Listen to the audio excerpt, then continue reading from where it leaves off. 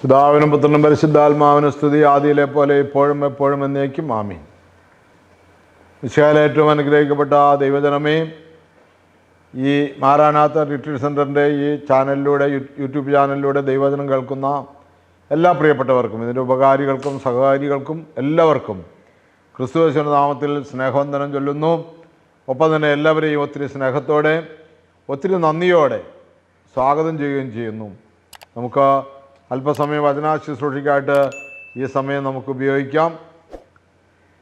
ഈ വചനം കേൾക്കാനായിട്ട് നിങ്ങൾ ഒരുങ്ങുമ്പോൾ തന്നെ ഇത് അനേകരിലേക്ക് എത്തിക്കുവാനുള്ള പ്രവർത്തികളും നിങ്ങളുടെ ഭാഗത്തുനിന്നുണ്ടാകണമേ എന്ന് ആഗ്രഹിച്ചുകൊണ്ട് നിങ്ങളെ ഉദ്ബോധിപ്പിക്കുന്നു. നാം കേട്ടുകൊണ്ടിരിക്കുന്ന ദൈവവചനം, അതിൻ്റെ ധ്യാനം യേശു ദൈവപുത്രനാണ്. കഴിഞ്ഞ ദിവസം നമ്മൾ കേട്ടു, നമ്മെ വീണ്ടെടുക്കുവാൻ അവൻ മറുവിലയായി നൽകി. ശുശ്രൂഷിക്കപ്പെടാനല്ല അവൻ വന്നത്, ശുശ്രൂഷിക്കുവാനും അനേകരുടെ മോചനദ്രവ്യമായി സ്വന്തം ജീവൻ കൊടുക്കുവാനും മനുഷ്യപുത്രൻ വന്നിരിക്കുന്ന പോലെ തന്നെ ഓരോ ദൈവമക്കളും പ്രവർത്തിക്കണമെന്ന് മത്തായിയുടെ സുവിശേഷം 20:28 നമ്മൾ വായിക്കുവാൻ ദൈവം പരിശുദ്ധാത്മാവിനാൽ സഹായിച്ചു. നമ്മൾ അല്പസമയം അതേക്കുറിച്ച് ചിന്തിച്ചു. ഇന്ന് നമ്മൾ അല്പസമയം ചിന്തിക്കുന്നത് ഉൽപ്പത്തി പുസ്തകം 3-ാം അധ്യായത്തിൻ്റെ 15-ാമത്തെ വാക്യത്തിൽ നിന്നാണ്. കർത്താവ് വന്നത് സാത്താൻ്റെ പ്രവൃത്തിയെ തകർക്കാനാണ്, സാത്താൻ്റെ പ്രവർത്തനങ്ങളെ തകർക്കാൻ. നമ്മൾ കഴിഞ്ഞ ദിവസം കേട്ടു, അവൻ്റെ ഒരു പ്രവൃത്തിയെ നമുക്ക് ഭയപ്പെടേണ്ട ആവശ്യമില്ല. അവനെ, യേശുക്രിസ്തുവിനെ കണ്ടപ്പോൾ തന്നെ പിശാചുക്കൾ അലമുറയിട്ട് കരഞ്ഞു ഓടി എന്ന് നമ്മൾ കേട്ടല്ലോ. അതുകൊണ്ട് നമുക്ക് ഒരു വാക്ക് പ്രാർത്ഥിച്ച് ഇന്നത്തെ ശുശ്രൂഷ സമർപ്പിക്കാം. കാരുണ്യവാനായ കർത്താവേ, സാത്താൻ്റെ പ്രവൃത്തിയെ തകർക്കുവാൻ അങ്ങ് ദൈവത്തിൻ്റെ മടിയിൽ നിന്ന് ഈ ലോകത്തിലേക്ക് ഞങ്ങൾക്ക് വേണ്ടി വന്നു. അങ്ങയുടെ രക്തം ചിന്തി സാത്താൻ്റെ പിടിയിലായിരുന്നു ഞങ്ങളെ മോചിപ്പിക്കാൻ അങ്ങ് ജീവൻ നൽകി, മറുവിലയായി നൽകി ഞങ്ങളെ രക്ഷിച്ചു. യേശുവേ, ഞങ്ങളോട് കരുണ തോന്നണമേ. അങ്ങയെ മുഴുവൻ ഞങ്ങൾക്ക് സ്വീകരിക്കുവാൻ, അങ്ങയിൽ മാത്രം ആശ്രയിക്കുവാൻ കൃപ നൽകണമേ. പരിശുദ്ധാത്മാവിനാൽ ഞങ്ങളെ നയിക്കണമേ. ഇന്നത്തെ ശുശ്രൂഷ ഞങ്ങൾക്ക് ഒരുപാട് അനുഗ്രഹപ്രദമായി തീരുവാൻ, ഒരുപാട് നന്മകൾ ഞങ്ങളുടെ ജീവിതത്തിൽ സ്വായത്തമാക്കാൻ, ഒരുപാട് നന്മകൾ മറ്റുള്ളവരിലേക്ക് പകരുവാൻ, ഞങ്ങളുടെ വ്യക്തിത്വം ഒരിക്കൽ കൂടെ ഞങ്ങൾക്ക് ഉറപ്പിക്കാൻ, ബോധ്യപ്പെടാൻ നാഥാ നിൻ്റെ പരിശുദ്ധാത്മാവ് ഞങ്ങൾ നയിക്കണമേ. ഇന്നത്തെ ശുശ്രൂഷയെ മുഴുവനായി സമർപ്പിക്കുന്നു. കൃപയോടെ പ്രാർത്ഥന കേട്ട് ഉത്തരം തരുമാറാകണമേ. ആമീൻ. ഹല്ലേലൂയ. പ്രിയമുള്ളവരെ, ഉൽപ്പത്തി പുസ്തകം 3-ാം അധ്യായത്തിൻ്റെ 15-ാമത്തെ വാക്യം നമ്മളിങ്ങനെ വായിക്കുന്നു: നീയും സ്ത്രീയും തമ്മിലും നിന്റെ സന്തതിയും അവളുടെ സന്തതിയും തമ്മിലും ഞാൻ ശത്രുത ഉളവാക്കും. അവൻ നിന്റെ തല തകർക്കും, നീ അവൻ്റെ കുതികാലിൽ പരിക്കേൽപ്പിക്കും. ഇതാണ് 15-ാമത്തെ വാക്യം.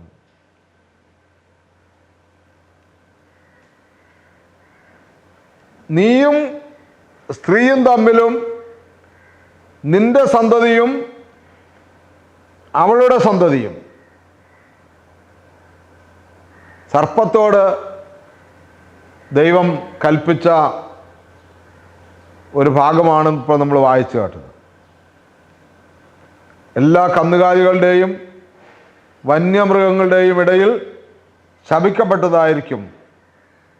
നീ മണ്ണിൽ ഇഴഞ്ഞു നടക്കും, ജീവിതകാലം മുഴുവൻ നീ പൊടി തിന്നും. പ്രിയമുള്ളവരെ, ഒരു പാമ്പിന് നമ്മൾ പറയുന്ന ഈ ജീവിക്കുണ്ടായ ശാപ അനുഭവമാണ്. നമ്മൾ ഉൽപ്പത്തി പുസ്തകം വായിക്കുമ്പോൾ, 3-ാം അധ്യായത്തിൽ നമ്മൾ വായിക്കുമ്പോൾ, ഈ പാമ്പ് അല്ലെങ്കിൽ സർപ്പം കൗശലമേറിയതായിരുന്നു എന്ന് നമ്മൾ വായിക്കുന്നുണ്ട്. ആ സർപ്പം വന്നിട്ട് സ്ത്രീയോട് സംസാരിക്കുകയാണ്.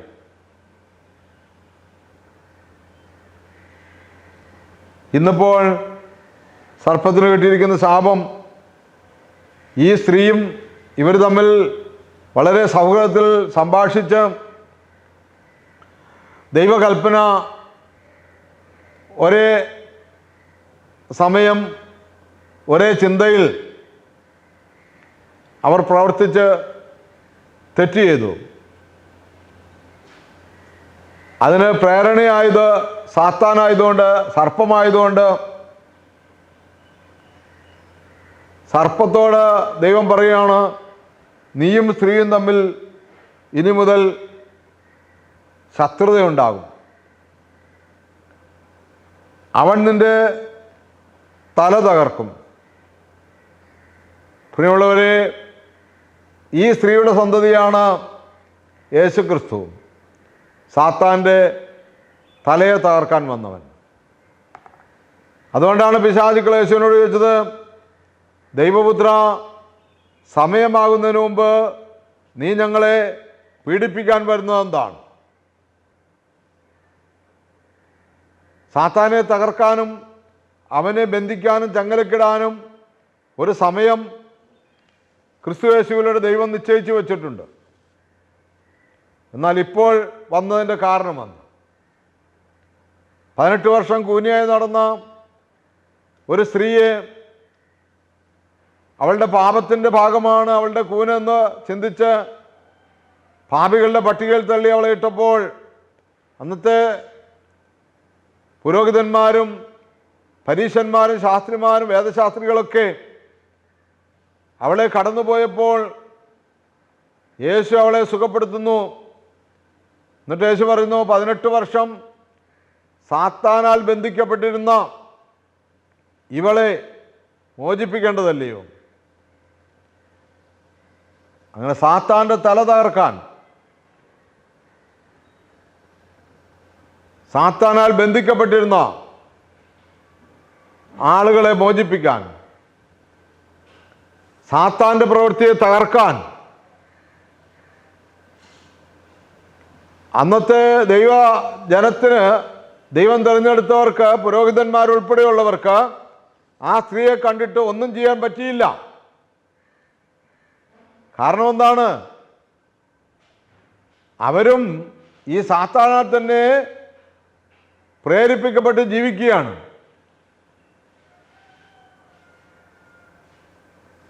സാത്താനെ പുറത്താക്കാൻ കഴിയില്ല എന്നാണ് യേശു പറഞ്ഞത്. അതുകൊണ്ട് അവർക്ക് മോചിപ്പിക്കാൻ കഴിഞ്ഞില്ല. എന്നാൽ യേശുവിനത് കഴിഞ്ഞു. കാരണം മനുഷ്യവർഗത്തെ ആദമും ഹവ്വായും തെറ്റ് ചെയ്തപ്പോൾ തന്നെ ദൈവം തീരുമാനിച്ചു, അപ്പോൾ തന്നെ തീരുമാനിച്ചു, സാത്താൻ്റെ അഹങ്കാരത്തെ, സാത്താൻ്റെ തലയെ തകർക്കണം. തല എന്ന് ഉദ്ദേശിക്കുന്നത് അഹംഭാവത്തെയാണ്. ദൈവജനത്തെ തകർത്ത് കളയാം, ദൈവജനത്തെ തൻ്റെ ദാസ്യത്തിൽ നിർത്താം, ദൈവജനത്തെ ദൈവത്തിൽ നിന്ന് മാറ്റി തൻ്റെ കൂടെ നിർത്താം എന്ന് പറയുന്ന അവൻ്റെ അഹംഭാവം,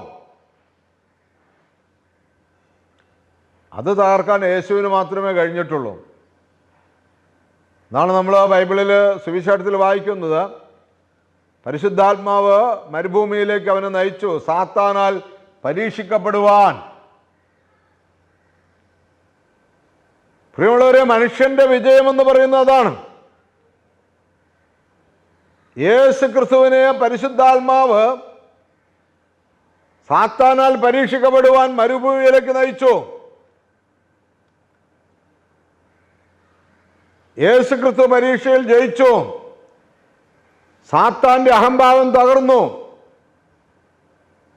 സാത്താന്റെ അഹംഭാവമായിരുന്നു അവൻ്റെ ജനമെല്ലാം അവൻ്റെ പ്രവൃത്തിയാണ് ചെയ്യുന്നത്, അവൻ്റെ ഇഷ്ടമാണ് ചെയ്യുന്നതെന്ന്.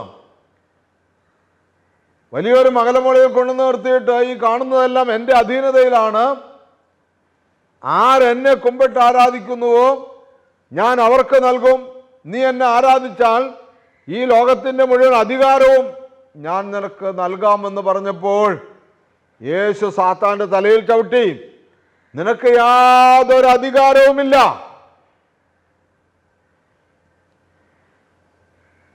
നിനക്ക് യാതൊരു അധികാരവുമില്ല, സർവശക്തനായ ദൈവത്തിനാണ് അധികാരം മുഴുവനെന്ന് പറഞ്ഞു. തല തകർന്നു.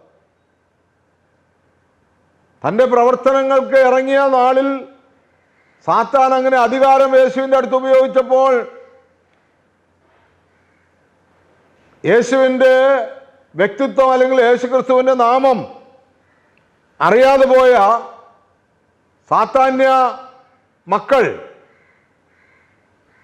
ഇസ്രായേൽക്കാരെ പ്രത്യേകിച്ച് സന്നിധി സംഘത്തെയൊക്കെ യേശു അങ്ങനെ പറയും, നിങ്ങൾ പിശാച് എന്ന പിതാവിൻ്റെ മക്കളാണ്, അബ്രാഹത്തിൻ്റെ മക്കളായിരുന്നെങ്കിൽ നിങ്ങൾ എൻ്റെ ദൈവത്തിൻ്റെ പ്രവൃത്തി അറിയുമായിരുന്നു എന്നൊക്കെ പറഞ്ഞ് യേശു അവരെ ഉപദേശിക്കുന്നുണ്ട്. പിശാചിൻ്റെ ഉപദേശം കേട്ടിട്ട് അവർ യേശു മറിയത്തിൻ്റെ മകനാണെന്നും വേശ്യയുടെ മകനാണെന്നും പിശാചുക്കളെ കണ്ടാണ് ഭൂതങ്ങളെ ബഹിഷ്കരിക്കുന്നതും ഇവൻ ദൈവരാജ്യത്തിന് വിരുദ്ധനാണെന്നൊക്കെ പറഞ്ഞിട്ട് അവനെ ക്രൂശി തറച്ചു. അങ്ങനെ ക്രൂശി തറയ്ക്കാനായിട്ട് ഉള്ളാല് ന്യായം വിധിച്ചു കഴിഞ്ഞു. ഇനി കോടതിയുടെ അനുമതി കിട്ടണം. അങ്ങനെ കോടതിയുടെ അനുമതി കിട്ടുമ്പോൾ സാത്താൻ പീലാത്തോസിനോട് പറഞ്ഞു, നിന്നെ വിട്ടയക്കാനും നിന്നെ ശിക്ഷിക്കാനും നിന്നെ വെറുതെ വിടാനും നിന്നെ ശിക്ഷിക്കാനും എനിക്ക് അധികാരമുണ്ട് എന്ന് നിനക്കറിയില്ല എന്ന് ചോദിച്ചു. യേശു വളരെ കൂളായിട്ട് പറഞ്ഞു, ഒരധികാരവും നിനക്കില്ല. നിനക്ക് അധികാരമുണ്ടെങ്കിൽ അത് മുകളിൽ നിന്ന് കിട്ടിയത് മാത്രമാണ് നിൻ്റെ അധികാരം. മുകളിൽ നിനക്ക് എൻ്റെ മേൽ അധികാരം തന്നില്ലായിരുന്നുവെങ്കിൽ നിനക്കൊരധികാരവുമില്ല. സാത്താൻ്റെ തല തകർത്തു. പീലാത്തോസിലൂടെ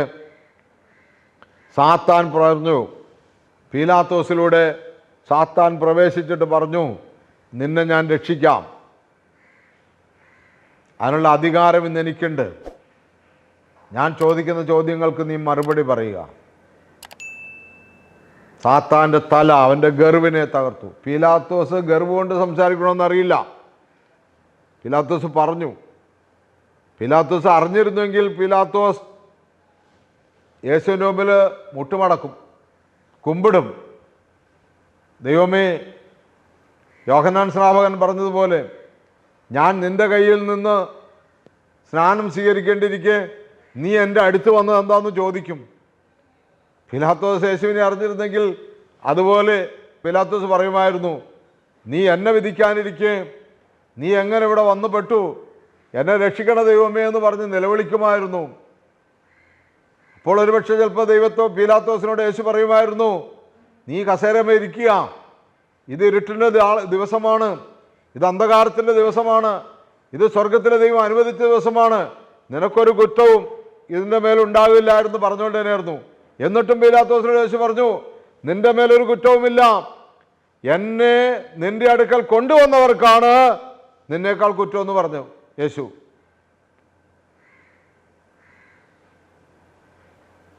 അതുകൊണ്ട് പ്രിയമുള്ളവരെ, സാത്താൻ്റെ തല തകർക്കാൻ, അവൻ്റെ പ്രവൃത്തിയെ തകർക്കാനാണ് യേശു വന്നത്, വെടിവെച്ച് തകർക്കാനല്ല. അവൻ ചുമ്മാ ഒന്നുമല്ല എന്ന് പറയാം, അവനൊരു കഴിവുമില്ല എന്ന് പറയാം. ദൈവമക്കൾക്ക് ധൈര്യം കൊടുക്കാൻ, ഞാനും നിങ്ങളുമായിരിക്കുന്ന ഈ സമൂഹത്തിൽ തിന്മയിലേക്ക് ചായാതിരിക്കാൻ, സാത്താൻ്റെ ഉപദേശം കേട്ട് കൊള്ളരുതായ്മയിലേക്ക് പോകാതിരിക്കാൻ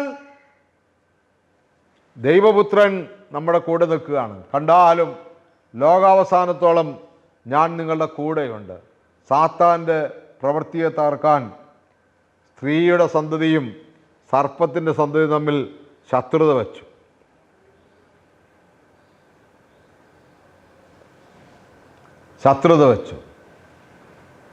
പണ്ട് കാലത്തൊക്കെ എവിടെ വെച്ച് പാമ്പിനെ കണ്ടാലും തല്ലിക്കൊല്ലും. പാമ്പ് മനുഷ്യൻ്റെ കുതികാലല്ല കടിക്കുന്നത്, കാരണം പാമ്പിനെ ചവിട്ടുമ്പോഴാണ് കടി കൊള്ളുന്നതെന്നാണ് പറയുന്നത്. പാമ്പിനെ കയറി ചവിട്ടുമ്പോഴാണ് പാമ്പ് കടിക്കുന്നത്. പാമ്പ് നമ്മളെ പുറകാണെന്ന് ഓടിയൊന്നും കടിക്കുകയല്ല. പാമ്പ് എവിടെയെങ്കിലുമൊക്കെ കിടക്കുമ്പോൾ നമ്മളറിയാതെ പാമ്പിനെ ചവിട്ടുന്നു, പാമ്പ് നമ്മുടെ കുതികാലിൽ കടിക്കുന്നു. കടിച്ചാൽ മരണം ഉറപ്പ്.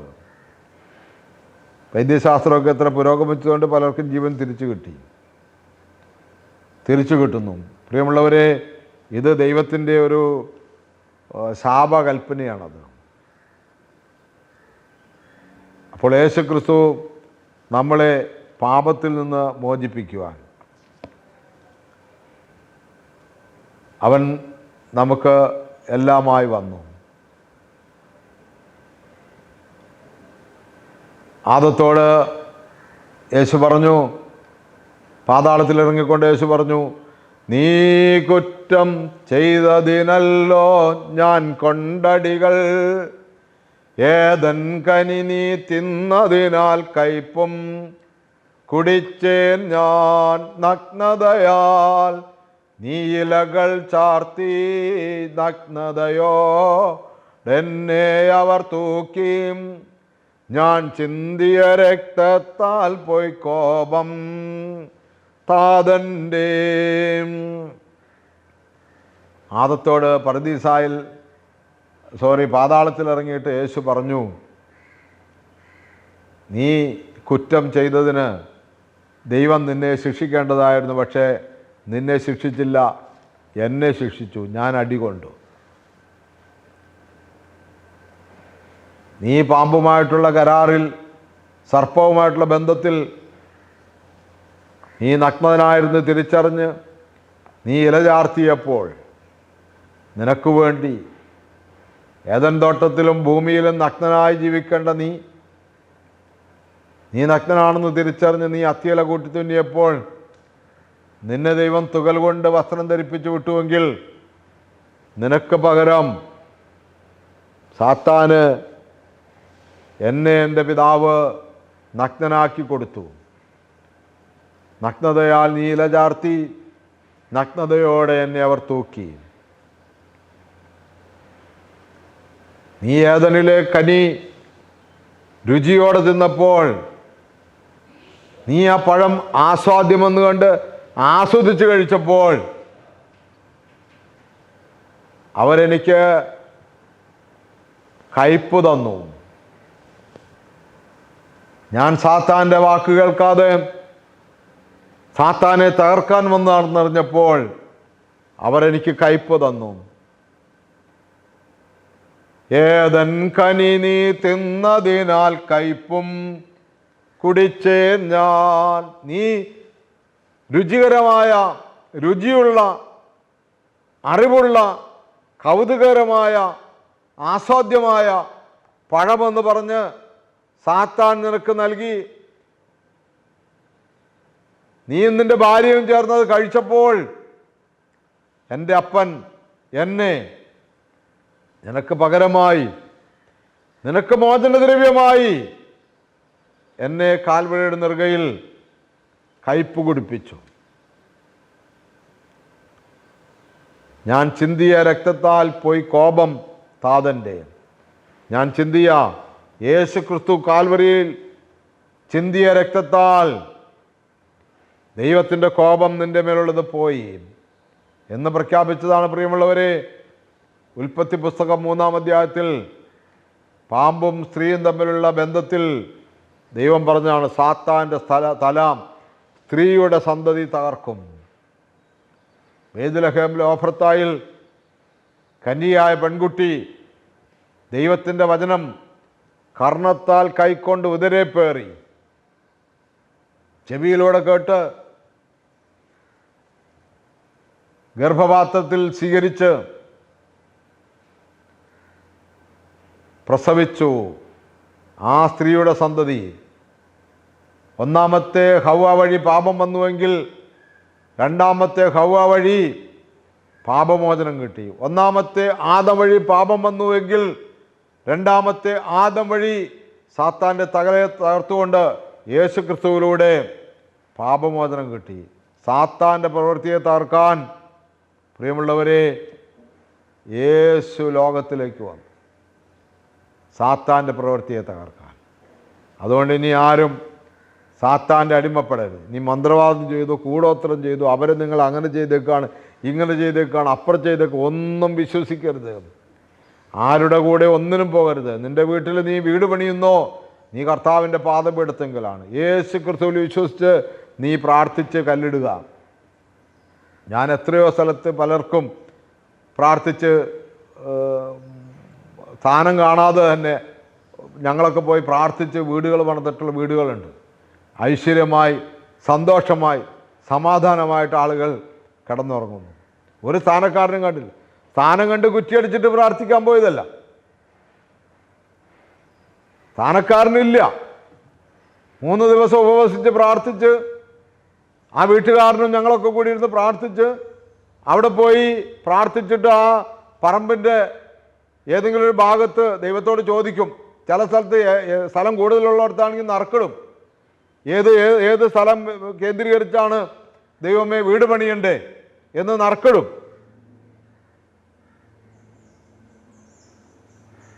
ആ സ്ഥലത്ത് പണിയാൻ എഞ്ചിനീയറെ കൊണ്ട് പ്ലാൻ വരപ്പിക്കും. ഐശ്വര്യസമ്പൂർണമായ ആളുകൾ ജീവിക്കുന്നു. നിനക്ക് പേടിക്കേണ്ട കാര്യമില്ല.